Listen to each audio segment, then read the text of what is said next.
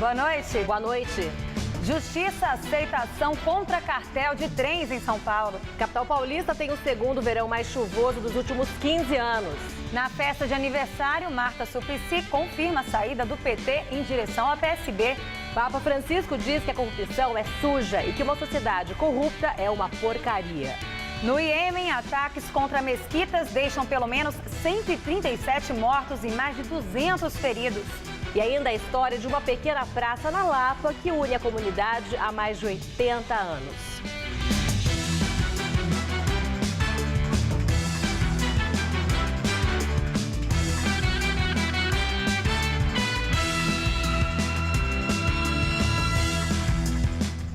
Cidade de São Paulo tem o segundo verão mais chuvoso dos últimos 15 anos.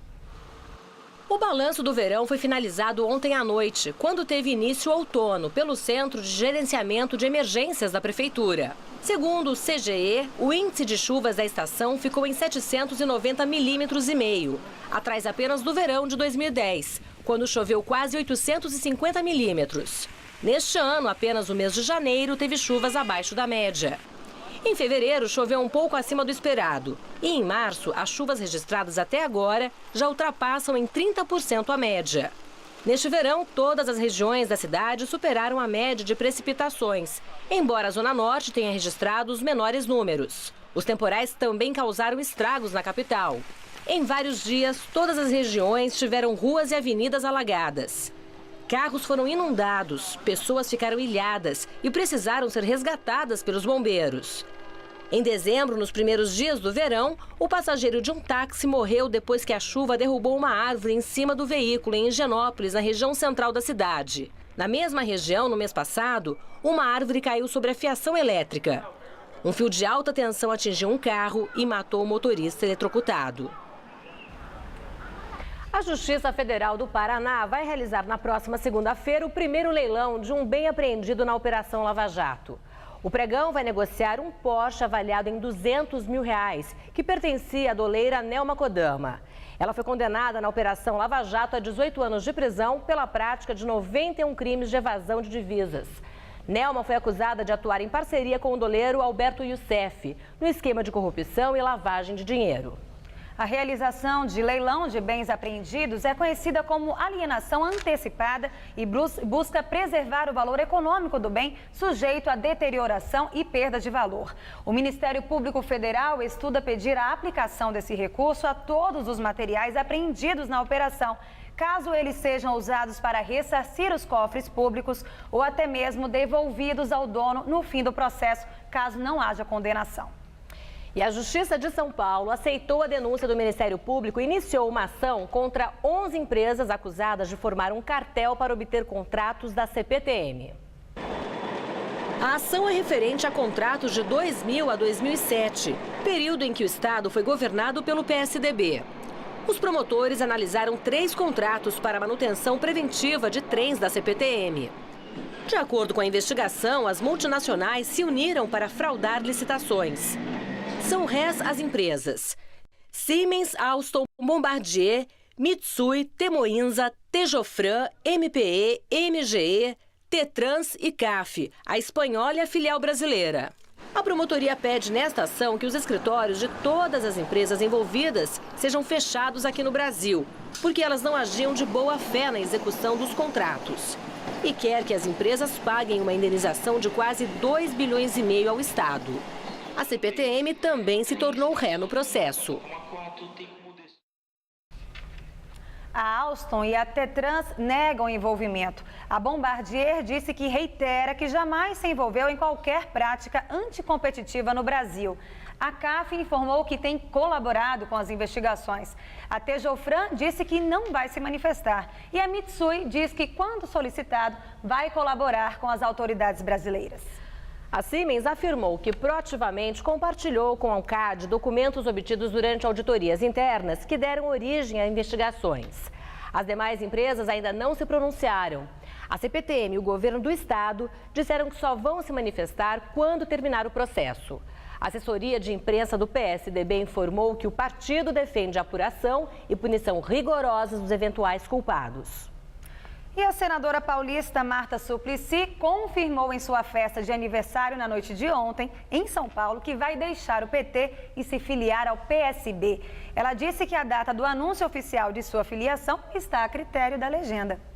O único petista na festa foi o senador Delcídio Amaral, do Mato Grosso do Sul. No entanto, toda a cúpula do PSB estava presente. O vice-presidente da República, Michel Temer, também compareceu à festa. Com a saída do PT, a senadora Marta Suplicy abre caminho para sua candidatura à Prefeitura de São Paulo em 2016. As manifestações do domingo passado, a crise da Petrobras e o comando da Câmara dos Deputados são os destaques das principais revistas semanais do país. A Isto É transformou por meio de um desenho o ex-diretor da Petrobras, Renato Duque, em um ser da realeza. A revista traz um perfil de Duque e diz que ele alimentou o PT com milhões de reais desviados da estatal. Segundo a publicação, o ex-diretor da Petrobras construiu um fabuloso patrimônio e reinou no submundo da propina. Com a manchete "O Partido Esmagado", a Época mostra um cartaz do PT destruído e evidencia o sentimento antipetista nas manifestações do domingo passado.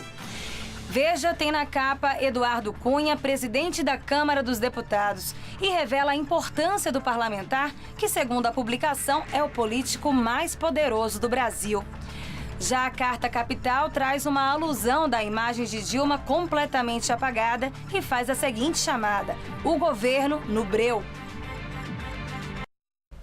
16 detentos suspeitos de comandar rebeliões no Rio Grande do Norte são transferidos para o Presídio Federal de Mossoró, no oeste do estado. Segundo o Ministério Público, a decisão da transferência é apenas uma solução temporária para tentar estabilizar o sistema prisional estadual. Os suspeitos deverão ser transferidos para outros estados nas próximas semanas. As rebeliões, que ocorreram entre 11 e 18 de março, geraram uma onda de violência no estado, com ônibus queimados e aulas suspensas na capital natal. A Força Nacional foi enviada ao estado para apoiar a segurança. O governo do Rio Grande do Norte decretou situação de calamidade no sistema prisional. As rebeliões geraram uma crise na Secretaria de Segurança do Estado, que culminou na exoneração do secretário estadual de Justiça e Cidadania, Zaiden Eronildes da Silva Filho. A audiência de custódia revoga quase 40% das prisões em flagrante feitas em São Paulo. Instituídas pelo Tribunal de Justiça no dia 24 de fevereiro, elas tornaram obrigatória a apresentação dos suspeitos detidos aos juízes em um prazo de 24 horas. Este é um projeto piloto e tem 2 objetivos prioritários: evitar que pessoas presas em flagrante sejam torturadas para confessar crimes e reduzir a lotação dos presídios. Esse sistema já existe em outros países e, se a experiência for bem sucedida em São Paulo, o projeto será ampliado para todas as cidades do estado e até do país. Postes com radares são pintados de laranja em avenidas movimentadas de São Paulo. Segundo a CET, a pintura não é oficial, e sim uma ação de vandalismo. Os postes laranjas estão nas avenidas Paulo VI, Cardoso de Almeida e Sumaré, em Perdizes. Na Henrique Schalman, no Jardim Paulista, na Rua Estados Unidos, no mesmo bairro, e também na Avenida Rebouças, em Pinheiros. Os moradores dessas regiões dão versões diferentes. Alguns dizem que pessoas passaram em uma van pintando os postes, em uma ação aparentemente organizada, como se fosse oficial. Outros afirmam que motoqueiros coloriram os postes com spray após o protesto do último domingo. A CET garante que eles serão repintados na cor original, que é prata. O projeto de ocupação das áreas públicas aqui de São Paulo aproxima as histórias dos moradores com os contos de criação dos bairros da capital. Uma praça pequena da Zona Oeste une a comunidade há mais de 80 anos. Praça Cornélia, no bairro da Lapa, Zona Oeste. Aparentemente um lugar comum em meio à capital, mas não para a Dona Leia, de 68 anos. Ela ajudou a criar o primeiro grupo de escoteiros do bairro. No caderninho com folhas amarelas, ela relembra a primeira reunião que deu origem ao grupo há 21 anos. E o local escolhido foi justamente a Praça Cornélia. Hoje, passeando por aqui, ela conta a relação íntima que esta praça tem com a história da família Desotti de Moraes. No casamento do seu filho, o casamento foi lá, mas a festa foi aqui na praça? A festa foi na praça, não tivemos festa particular. Fizemos uma grande roda, cantamos, dançamos. Dona Célia, de 84 anos, chegou ao bairro antes mesmo de tudo isso existir. Na época só tinha o bonde na rua Guaicurus. Isso aqui era tudo terra. Era a gente pisava, brincava, chutava bola, a meninadinha, né? Aqui era uma coisa. Depois começou a plantar, a prefeitura cuidar. A primeira, eu vi todas essas árvores nascerem. E em meio a tanta história, a juventude vem trazendo mais vida e também entretenimento à rotina da Praça Cornélia. Aos sábados, há muita opção de lazer por aqui. Inclusive, uma rádio é transmitida ao vivo via internet de um estúdio bem improvisado. A estação faz parte do projeto de ocupação das áreas públicas da cidade, organizado pelo Instituto Volusiano de Arte. A ideia é justamente aproximar as pessoas, aumentando assim a interação das praças com a comunidade local. Como se fosse uma rádio sem paredes. Então qualquer pessoa está convidada para poder participar. A ideia é de ocupar com arte, com cultura, outros usos. Além da rádio, o Instituto oferece este ônibus que funciona como um teatro sobre rodas. A programação é itinerante. No entanto, barracas de artesanato e comida podem ser encontradas por aqui todos os finais de semana. Essa feira é muito importante para toda a comunidade e também ela serve como terapia para muitas pessoas. Eu acho sensacional, tem mais que continuar com isso mesmo, retomar tudo aquilo que foi deixado tantos anos parado, né?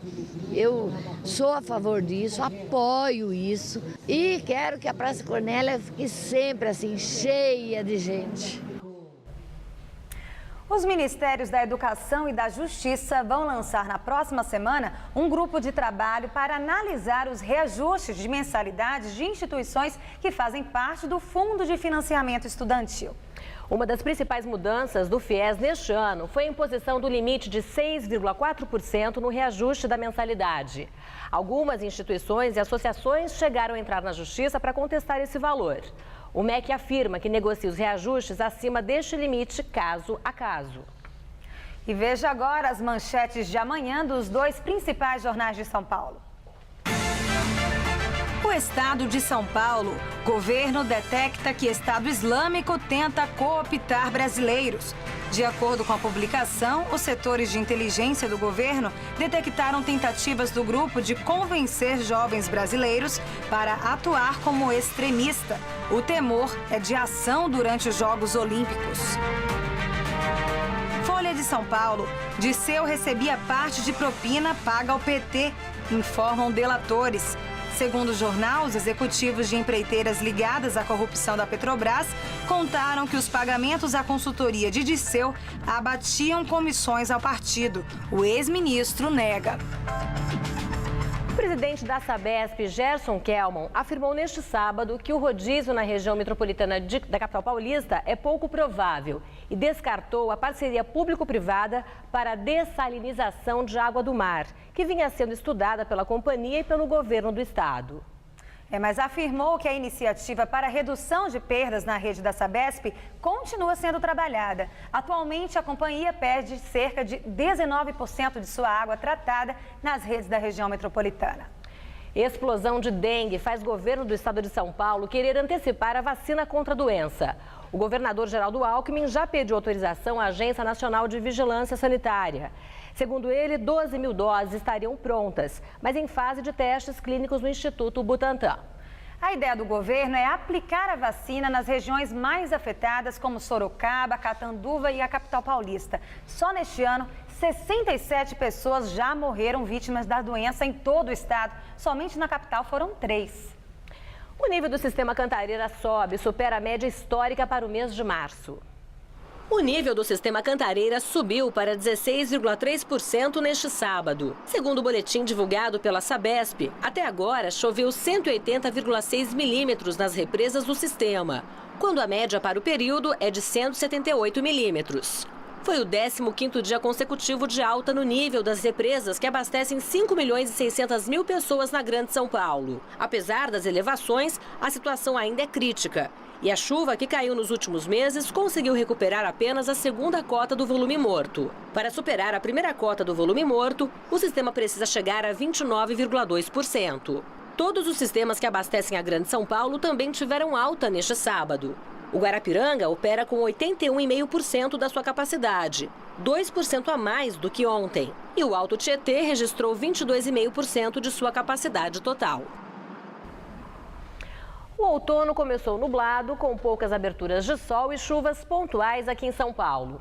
Agora à noite, com a chegada de uma frente fria, aumentam as chances de chuva forte e o domingo promete ser friozinho. Mariana Armentano traz os detalhes da previsão. Em praticamente todo o país, o domingo será de chuvas. Ainda há risco de pancadas fortes, principalmente entre a tarde e a noite, aqui no Sudeste, por causa do avanço de uma frente fria. Já entre o interior da região sul até o sudoeste do Mato Grosso, o tempo volta a ficar firme, já que uma massa de ar frio e seco afasta as chances de chuva, mas em compensação derruba as temperaturas. É a primeira onda de frio do ano. Ainda tímida, mas já garante uma madrugada mais gelada. O dia vai amanhecer com apenas 15 graus em Curitiba, 16 em Porto Alegre e 18 em Campo Grande. À tarde, não vai fazer mais que 24 graus em Curitiba e 25 na capital gaúcha. Aqui em São Paulo, as temperaturas também caem em relação a hoje e a chuva diminui na região oeste do estado. Nas outras áreas, o sol aparece entre nuvens e deve chover mais forte entre a tarde e a noite. Na Grande São Paulo, a temperatura cai consideravelmente e o tempo mais fechado até aumenta a sensação de frio. Nessa madrugada, mínima de 18 e amanhã à tarde, máxima de apenas 24 graus. Em Santos, no litoral, termômetros entre 20 e 26 graus, com chuvas a qualquer hora do dia. E em Campos do Jordão, é bom se agasalhar. O dia será bastante chuvoso e frio. A mínima prevista é de 13 e a máxima só de 18 graus. Eles se reúnem uma vez por semana para curtir a paixão por motos e para ajudar famílias necessitadas e até presídios. O estilo diversificado do grupo chama a atenção. Até um padre faz parte do motoclube. Mas para participar é preciso seguir algumas regras. Todos se vestem do mesmo jeito e chegam acelerando. Em comum, o amor pelo motociclismo. É gostar de sentir o vento no rosto, é gostar de fazer o bem, é gostar de aventura. À primeira vista, o estilo carrancudo pode assustar um pouco. Muitos anéis, correntes, tatuagens. O colete é o símbolo do grupo, sempre de couro e preto. O preto, ele, pra gente, no motociclismo em geral, ele significa mais força, mais presença de espírito. Um jeito de vestir que geralmente não cabe no dia a dia. Durante a semana, como é que é? Terno e gravata. Na realidade, essa é minha vida. A contradição é o terno e a gravata. Se você pudesse. Era só assim, não tem dúvida. Natanael também não pode usar essa roupa no trabalho. Ele é padre. Saio daqui, vou para minha casa, tomo um banho, me preparo espiritualmente, foi a batina, vou celebrar a missa. E o arcebispo sabe dessa história de motociclismo? Sabe. Eu acho que Deus me pôs no caminho desse pessoal. Eles se encontram toda semana. No início era só para bater papo e andar de moto. Mas o hobby acabou virando um motivo para fazer caridade. O motoclube tem um trabalho social grande já. Ele distribui cestas básicas para instituições que necessitam. Ele consegue computadores para escolas de bairro, tem um presídio que o motoclube também assiste no estado da Bahia. O trabalho social fortaleceu os laços de amizade. Aqui eu defendo qualquer membro do motoclube como irmão e qualquer membro do motoclube me defende como irmão, independente da circunstância que esteja. Eles não divulgam quantas pessoas participam desse clube fundado em 2010. Dizem que é uma questão de segurança. E novos membros só podem entrar por indicação E mesmo assim, depois de aprovados por um conselho. Aí, para participar, tem uma outra regra ainda. Não serve qualquer moto, não. Para ser integrante desse grupo, é preciso possuir uma motocicleta de uma marca específica. A moto, na verdade, representa um sonho americano, um ícone, e que passou por anos e anos de história, junto com a história americana, do rock and roll, vários artistas de sucesso, Elvis e todos os outros ícones americanos. O barulho é inconfundível, não tem como. Quando você acelera, você fica apaixonado, não tem como não gostar desse tipo de moto. Ah, e tem outro detalhe. A nossa regra é só homens entram no motoclube. Por que esse clube de bolinha? Não é um clube de bolinha, é uma regra que existe, né? E não é só o nosso motoclube. Se você olhar outros motoclubes, existe essa mesma regra. Os integrantes, na maioria, são casados. E a norma seria para não criar problema com as esposas que ficam em casa.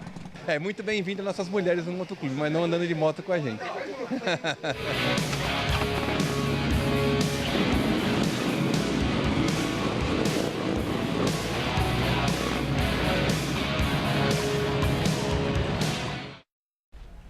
E a seguir, incêndio deixa 7 crianças mortas nos Estados Unidos. Na Itália, o Papa Francisco faz duras críticas à corrupção durante visita a Nápoles, no sul do país. E no Iêmen, ataques contra mesquitas deixam pelo menos 137 mortos e mais de 200 feridos. Ataques contra mesquitas no Iêmen deixam pelo menos 137 mortos e mais de 200 feridos na capital Saná. O ataque foi feito por ao menos 4 homens-bomba contra mesquitas usadas por muçulmanos xiitas. O atentado foi o mais letal no país em anos. O braço do Estado Islâmico no Iêmen reivindicou a autoria do atentado. Porém, o porta-voz da Casa Branca, John Ernst, disse que ainda não foram encontrados indícios que comprovem a participação do Estado Islâmico na tragédia. Segundo ele, os terroristas costumam reivindicar a autoria de ataques, mesmo não cometidos por eles, para fins de propaganda. De acordo com a rede de televisão CNN, os Estados Unidos devem retirar tropas do Iêmen por causa da crescente falta de segurança no país. Essas tropas eram responsáveis por conduzir operações contra a Al-Qaeda. Os Estados Unidos já tinham fechado a embaixada em Saná no último mês, após rebeldes tomarem o controle da capital do país. E nos Estados Unidos, um incêndio deixa 7 crianças mortas. De acordo com a polícia local, um adolescente e uma mulher que pode ser a mãe das crianças ficaram gravemente feridos. O incêndio aconteceu no bairro do Brooklyn, em Nova York. A região tem grande população judaica ortodoxa. As crianças têm idades entre 5 e 15 anos. De acordo com os bombeiros, todas as vítimas eram da mesma família. O fogo teria começado na cozinha e foi controlado cerca de 1 hora depois por mais de 100 bombeiros. De acordo com agências de notícias, um cooktop foi deixado ligado para manter pratos quentes com antecedência, devido à tradição judaica ortodoxa que proíbe cozinhar durante o sabá. E 3 policiais foram demitidos na Flórida por fazer comentários racistas. Alguns deles baseados em um vídeo produzido por um agente que pediu demissão no mês passado e no qual zombam do presidente dos Estados Unidos, Barack Obama. A montagem mostra o presidente americano com correntes de ouro e dentes dourados. Os oficiais foram investigados por 5 meses e argumentaram que o vídeo era uma piada. Na Itália, o Papa Francisco faz duras críticas à corrupção durante visita a Nápoles, no sul do país. Ao longo de seu discurso, o Papa afirmou que a corrupção é suja e que uma sociedade corrupta é uma porcaria. As declarações foram feitas em Scampia, um bairro tradicionalmente ligado à Camorra, a máfia local, e que sofre com a venda aberta de drogas. A região também enfrenta alta taxa de desemprego entre os jovens. O Papa pediu que os moradores não deixem que o crime organizado e a corrupção na política roubem a esperança. Presidente de Serra Leoa ordena confinamento da população para combater a epidemia de ebola. O país foi o mais afetado pela doença. A Organização Mundial da Saúde disse que o número total de óbitos pelo mundo em decorrência do vírus desde dezembro de 2013 foi de 10.200 pessoas. Os pilotos da companhia aérea alemã Lufthansa entram neste sábado em seu 4º dia consecutivo de greve. A estimativa é que até agora o movimento tem afetado cerca de 220 mil passageiros. A companhia e os trabalhadores negociam há 1 ano o convênio coletivo sem ter chegado ainda a um acordo. A Lufthansa quer atrasar a idade de aposentadoria antecipada para as novas contratações e não quer assumir a totalidade de seus custos. E o Jornal da Gazeta termina aqui. Mas a edição de hoje pode ser vista daqui a pouco no site tvgazeta.com.br/Jornal da Gazeta. Um ótimo domingo para você. E nós voltaremos na segunda-feira, às 19 horas. Boa noite e até lá.